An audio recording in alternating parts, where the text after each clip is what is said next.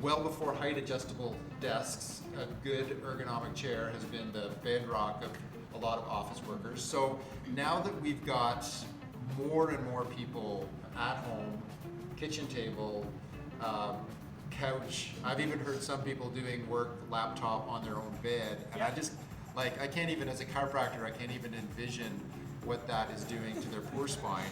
I can certainly feel it when they're in the office, but just talk me through maybe some of the trouble spots. If somebody is kitchen table, what are we looking at a lot of the time? Kitchen tables is typically seen as like the best option, depending on what equipment you have available to you at home, and maybe you're limited in space too. Right. I think kitchen tables tend to be slightly higher. They tend to be, and the chairs tend to be slightly lower. Okay. So what happens is you kind of tend to raise your shoulders, and you get that tension right from your shoulder all the way up your neck. Yeah. And that's probably what you're treating. Oh yeah, yeah. You know? Yeah. So say for me, I'm 5'5". I can maybe sit at my kitchen table for an hour before I start noticing slouching and tension. Okay. Right? So it's really important to try and prevent that from happening. Kitchen chairs, the main thing is they don't move up or down. Right. So that's going to be like a super important feature for your chair that you're using at home. Right. Seems super simple, but not everyone has access to those chairs at home. Right. Okay. But let's say that was your first thing you wanted to do, is you wanted to purchase a half decent chair, even though you're maybe still working off the kitchen table. Let's see how this guy could set people up for more success. Consider, like, now that we are all kind of working from home all the time, we're spending the same amount of time in the chair as we are in bed at night. So a lot of people are aware of how important a mattress is, but kind of tend to forget about the chair that we actually sit in all day, every day. Right. So think of it from that perspective, I think.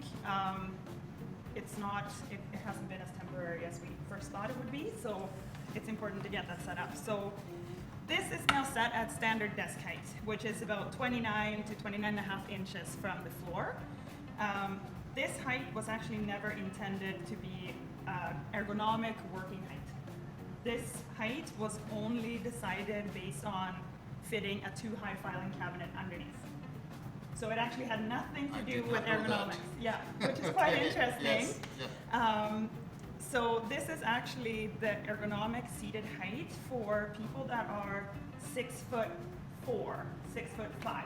Yeah, I don't know too many office workers in that zone. Yeah, exactly. Okay. So for me, that's 5'5". It's not working for you. Exactly. Yeah. So another benefit to height adjustable tables, it's not just that you should be standing up working and having that ability, but it's actually to be able to bring the desk down to your ergonomic seated height as well.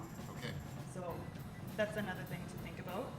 So show me the height then you should be at as a 5'5" person. So I get my knees out of the way. Yeah. Okay. So this is typically, like, you want to be able to relax your shoulders. That's like the main thing. Yep. So when I'm up at 29.5, I tend to get that tension in my shoulders again, and I kind of go like this, right? You kind of shrug. So you want to make sure that your arms are nicely relaxed, and that they're just there, right? So this is kind of, I'm at 27.5 right now, so I'm 2 inches below. All right. That. Okay. So let's go back to the kitchen table scenario. Yeah. Where we don't have the budget for kitchen table, anything other than the kitchen table, but we want to get a chair. Yes. So how do we make that chair work for the average heighted person, not the 6'3", 6'4" person? That's right. So if you have that higher table, you might not have the room to have an office at home either. Yep. You might only have the room for a kitchen table.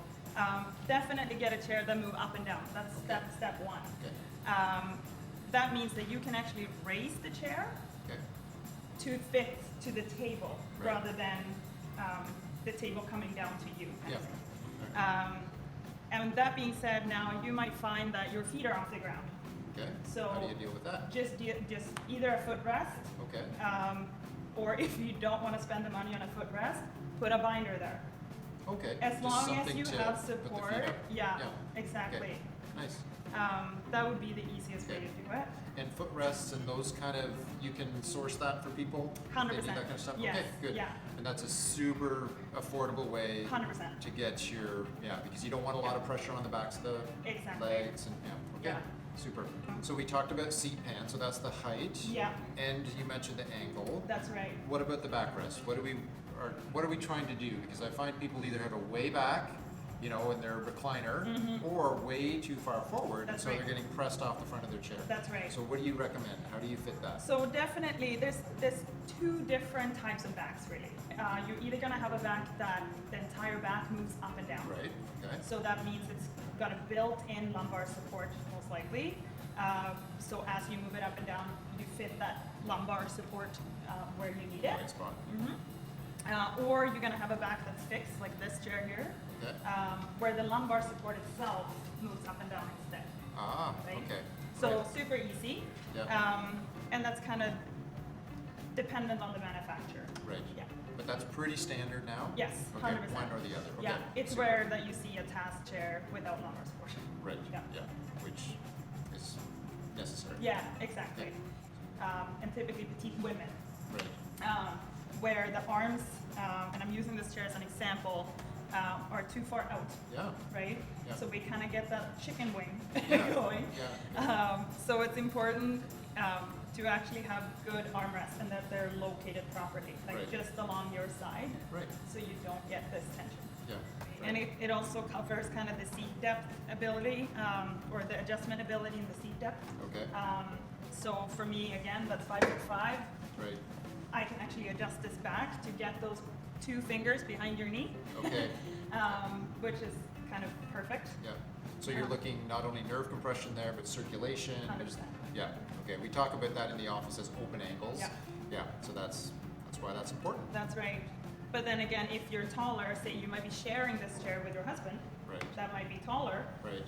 This is a really nice feature where you press the button, slide your butt forward, and then You've got all of a that. sudden it fits into. Yeah. So Nice. yeah, Very good. And then it's just a fight for the chair. that's right. Okay. All right. First person into the kitchen. That's it. Yeah. Yeah. Which would not be me. Exactly. Okay. Good. Okay. Jan is quick. Yeah. Jan's always gonna win. Yeah. So that's it. Yeah. Yeah. So I'd have to get her when she went in for a little coffee break. There you go. Yeah. So okay. Super. That's terrific. Yeah. So maybe next what we could do is we could focus on some of the. I noticed over on your station there, you've got some additions that aren't on this table here. Yeah. So maybe we could get you to talk through that for us. Sounds good. Okay.